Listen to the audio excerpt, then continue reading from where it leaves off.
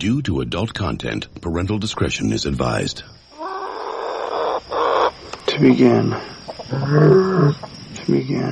Are you watching closely? How to start. Titus, I'm bored. What plaything can you offer me today? In Life Itself, a memoir, Roger Ebert begins. I was born inside the movie of my life. I was born a poor black child. The visuals were before me. I was born in it. The audio surrounded me. Molded by it. The plot unfolded inevitably, but not necessarily. I don't remember how I got into the movie, but it continues to entertain me. At first, the frames flicker without connection. We all are born with a certain package. We are who we are. Where we were born, who we were born as, how we were raised. We're kind of stuck inside that person. And the purpose of civilization and growth is to be able to reach out and empathize a little bit with other people. And for me, the movies are like a machine that generates empathy. It lets you understand a little bit more about different hopes, aspirations, dreams, and fears. It helps us to identify with the people who are sharing this journey with us. Here's the deal. You just give me the facts. Just the facts. Only the facts. Breathe. Focus. Keep it simple. No doubt. Okay. Welcome to Cock and Bull Movie Talk, what used to be a Tristram Shandy story, in which, apparently, obviously, we don't talk about Tristram Shandy minute by minute. But isn't that the point? Good Lord, what is this story all about? Cock and a Bull story. Here's your host, me, Professor Robert E. G. Black. And then there's Gordie. Yeah, there's one more thing I have to do. This is Group 16, but really it's just Stand By Me. I don't think I'll get too extremely loud and incredibly close until next time, and then I'll get through it fast. As I've already pointed out, it's not going to win. Stand By Me wins. Groundhog Day, Project Day, 1385. What do you do? 17th May 2020. Opening scene, now a couple decades older. And I was surprised to learn that Richard Dreyfuss would have only been about 3 years older than Gordie would have been. Of course, in the book, Chris doesn't die in the mid-80s. He dies in 1973, when he and Gordie would only be 25, 26 years old. The film does specify on the prop newspaper that Chris died September 4th, 1985. And sitting in silence, contemplating, we see the headline and know he's thinking about death. Maybe a friend, maybe a family member. We don't know who Chris Chambers is. We don't know yet who Gordie Lachance is.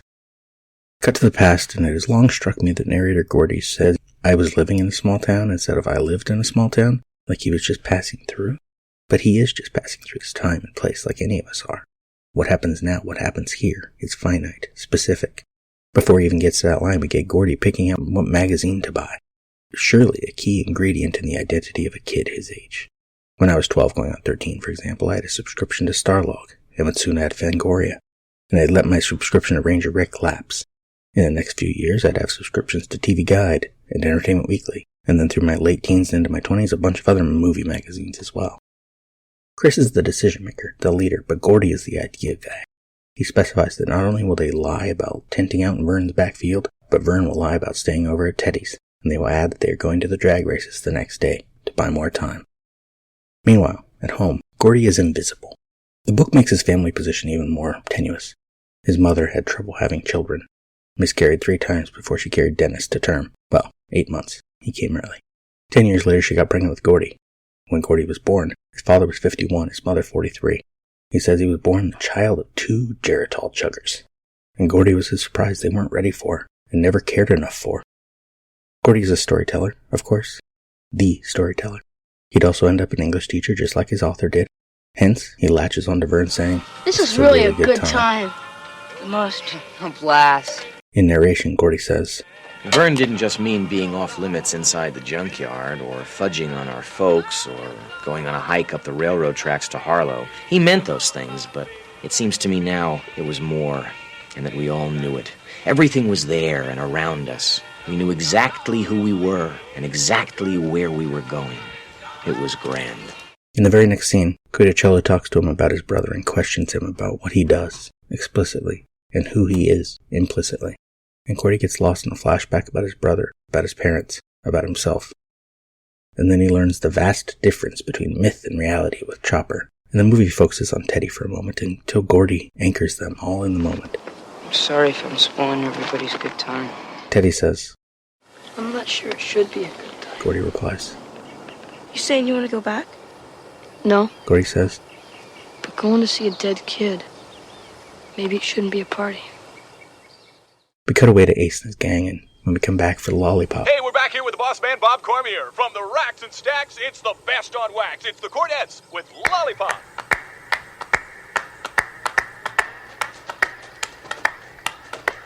Lollipop, lollipop, oh lolly, lolly, lolly, lollipop, lollipop, oh lolly, lolly, lolly, lollipop, lollipop, oh lolly, lolly, lolly, lollipop. Boom, boom, boom. Lollipop, lollipop, oh lolly, lolly, lolly, lollipop, lollipop, oh lolly, lolly, lolly, lollipop, lollipop, oh lolly, lolly, lolly, lollipop. Boom, boom, boom. Call my baby lollipop, tell you why. Sweeter than an apple pie. And when he does a shaky rock and dance, man, I haven't got a chance. I call him lollipop, lollipop, oh lolly, lolly, lolly, lollipop, lollipop, oh lolly, lolly, lolly, lollipop, lollipop, oh lolly, lolly, lolly, lollipop. Sweeter than candy on a stick, huckleberry, cherry, or lime. If you had a choice, he'd be your pick, but lollipop is mine. Lollipop, lollipop, oh lolly, lolly, lolly, lollipop, lollipop, oh lolly, lolly, lolly, lollipop, lollipop, oh lolly, lolly, lolly, lollipop. Boom, boom, boom. Crazy way it thrills me, tell you why. Just like the lightning from the sky. He loves to kiss me till I can't see straight. My lollipop is great.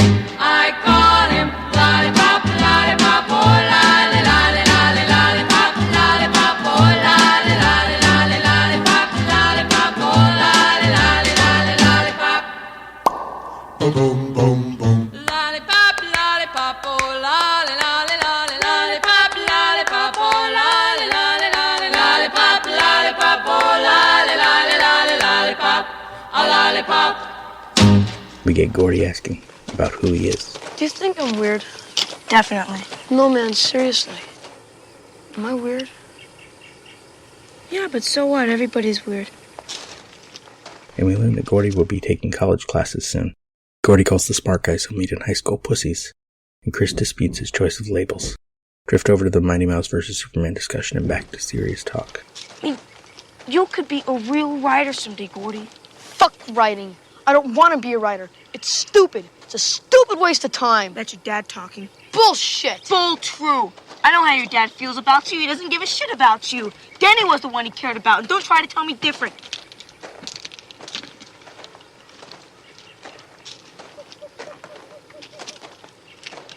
You're just a kid, Gordie. Oh, gee, thanks, Dad. Wish the hell I was your dad. You wouldn't be going around talking about taking these stupid shop courses if I was.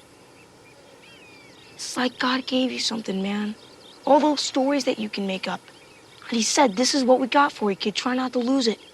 But kids lose everything unless there's someone there to look out for them.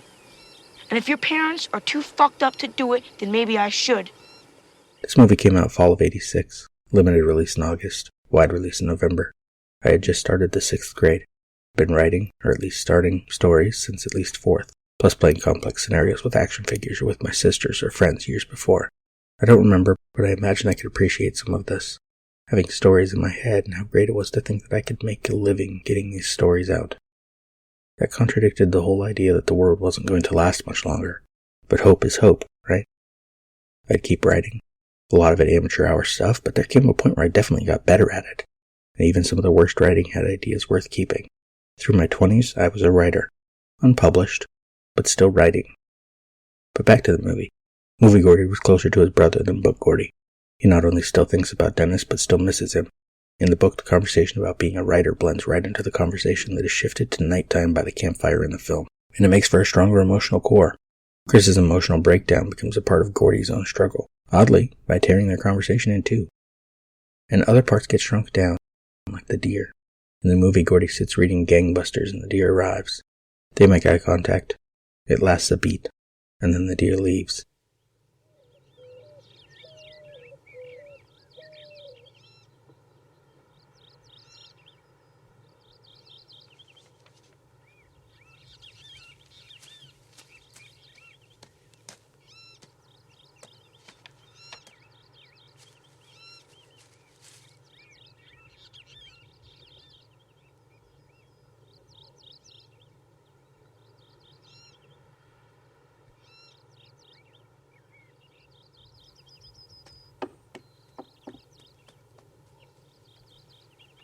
Cut to the freight train waking the other boys. The freight woke up the other guys, and it was on the tip of my tongue to tell them about the deer. Narrator Gordie says, But I didn't.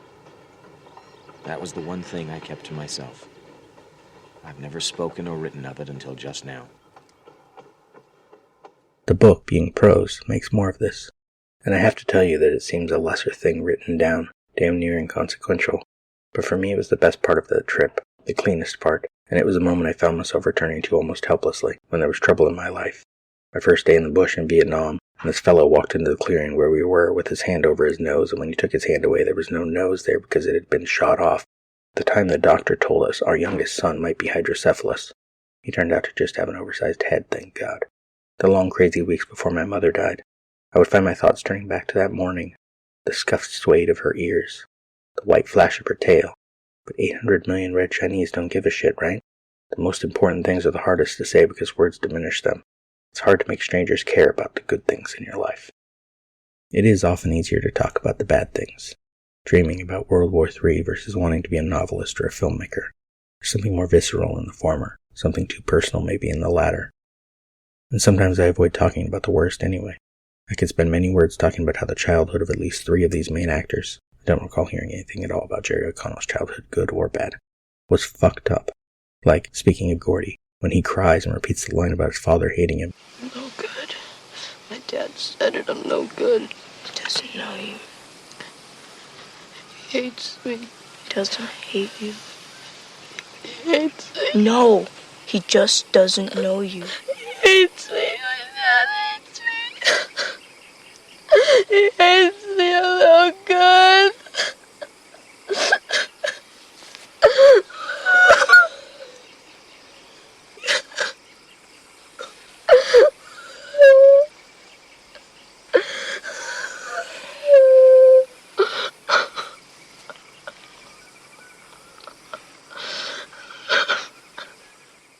Wheaton might have been channeling some of the reality of the abuse he suffered from his father. But I don't want to write about that. I want to write about something good. A deer beside the train tracks, just starting her day.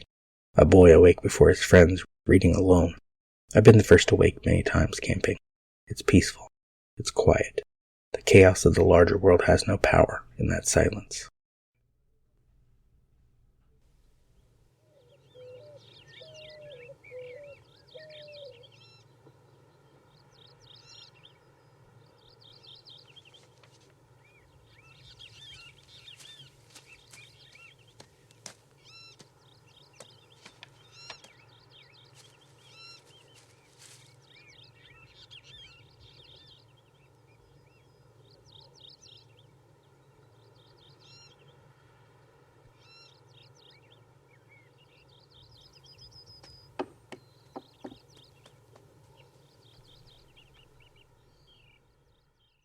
It's a lovely thing. Next time, Extremely Loud and Incredibly Close, and why it's not my favorite film. Cut. Thank you for listening. This has been Cock and Bull Movie Talk. Follow us on Instagram and Twitter, or Facebook at Cock Bull Minute, or check lemondrops.com for links. Wait a minute, Doc. Are you telling me you built a time machine? Out of a Mandalorian. Why would you create such an abomination?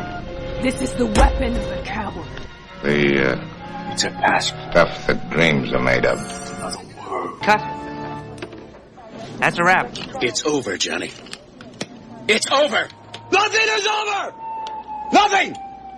You just don't turn it off! Shut up! Shut the fuck up! You have no right to take me. Shut up! Will you shut up? Shut up! Shut up! Jesus! Let's get out of here, come on! Gordie did it! Gordie Lachance! You're still here? Shut up! Now! It's over. Go home. Go.